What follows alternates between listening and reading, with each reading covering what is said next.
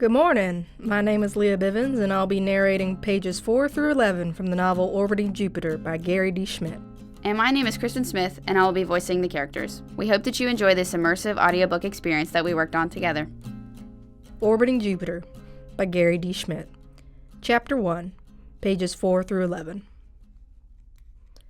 2 days later, on Friday, Mrs. Stroud brought Joseph home. He looked like a regular 8th grade kid at Easton Middle School.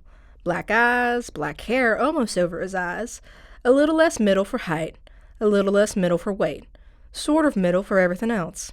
He really could have been any other 8th grade kid at Easton Middle School, except he had a daughter, and he wouldn't look at you when he talked, if he talked. He didn't say a thing when he got out of Mrs. Stroud's car. He wouldn't let my mother hug him, and he wouldn't shake my father's hand. And when I brought him up to our room, he threw his stuff on the top bunk and climbed up and still didn't say anything. I got in the bunk below him and read some until my father called us for milking. In the big barn, Joseph and I tore up 3 bales of hay and filled the bins. I told him you have to fill the bin in the small barn for Quintus Sartorius first, because he's an old horse and doesn't like to wait. And then we went back to the cows and the tie-up to milk. My father said Joseph could watch, but after today he'd be helping. Joseph stood with his back against the wall. When the cows turned and looked at him, they didn't say a thing. Not even Dahlia. They kept pulling on the hay and chewing like they do. That means they thought he was okay. When my father got to Rosie, he asked Joseph if he'd like to try milking her.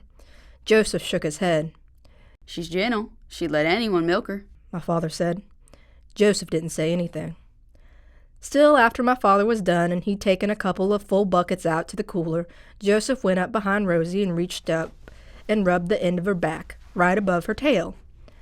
He didn't know that Rosie loved anyone who rubbed her rump, so when she mooed and swayed her behind, Joseph took a couple of quick steps back. I said, "She's just telling you I don't care," said Joseph, and he left the barn. The next morning, though, when the 3 of us went out to the big barn to milk, Joseph went to Rosie first, and he reached out and rubbed her rump again. And Rosie told Joseph she loved him. That was the first time I saw Joseph smile. Sort of. Joseph had never touched a cow's rump before, or her teat even, really, so he was terrible at milking. And even though I kept rubbing her rump while Joseph was being terrible at milking, Rosie got pretty frustrated, and finally she kicked over the pail because Joseph didn't have his leg out in front of hers. It didn't matter much because there was hardly any milk in it anyway. Joseph stood up just when my father came in.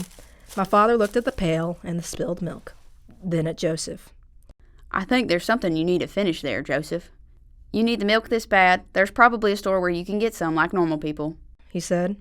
That was the longest string of words he'd said. "I don't need the milk," said my father. He pointed at Rosie. "But she needs you to milk her.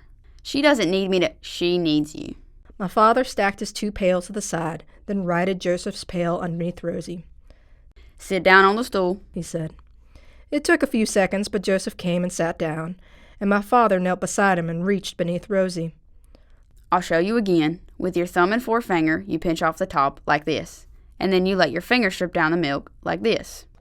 A squirt of milk against the metal side. Another. Then my father stood. A few seconds, more than a few. Then Joseph reached under and tried. Nothing. "Thumb and forefinger tight, then run down your other fingers." Joseph tried again. My father took over rubbing Rosie's rump. She mooed once, and then the squirting began. It was slow and not all that steady, but Joseph was milking, and soon the sound in the pail wasn't the sound of milk on metal, but that foamy sound of milk and milk. My father looked at me and smiled. Then he went around behind Joseph to pick up the pails he'd stacked. And bang! Joseph leapt up as if something had exploded beneath him. His pail got knocked over again, and the stool, and Rosie mooed her afraid moo, and Joseph stood with his back against the barn wall with his hands up. And even though he usually didn't look at anyone, he was looking at us and breathing fast and hard, like there wasn't enough air in the whole wide world to breathe. My father looked at him, and I could see something in my father's eyes I'd never seen before. Sadness, I guess. "I'm sorry, Joseph. I'll try to remember," he said. He bent down and picked up the pails. "I'll finish here. You boys better go back to the house and get washed up. Jack, tell Mom I'll be a few minutes." It was almost dawn when we went outside, Joseph and me. The peaks to the west were lit up and spilling some of the light down their sides and onto our fields, all harvested and turned and ready for the long winter. You could smell the cold air and the wood smoke. The pond had broken panes of ice on the edge, enough to annoy the geese. And from the small barn you could hear Quintus Sartorius at his grain, snorting in his bin. Rosie mooed inside the barn. Everywhere in the graveyard color was filling in.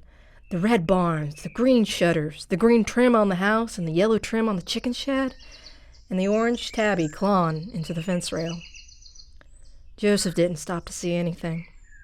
He missed it all. He went into the house, still breathing hard. The door slapped shut behind him. Still, that afternoon he was back in the big barn, and he rubbed Rosie's rump. And she mooed, and then he milked her, all the way, even though it took a long time. Do you think Joseph will fit in? My mother asked me later. Rosie loves him, I said. I didn't need to say anything more. You can tell all you need to know about someone from the way cows are around him.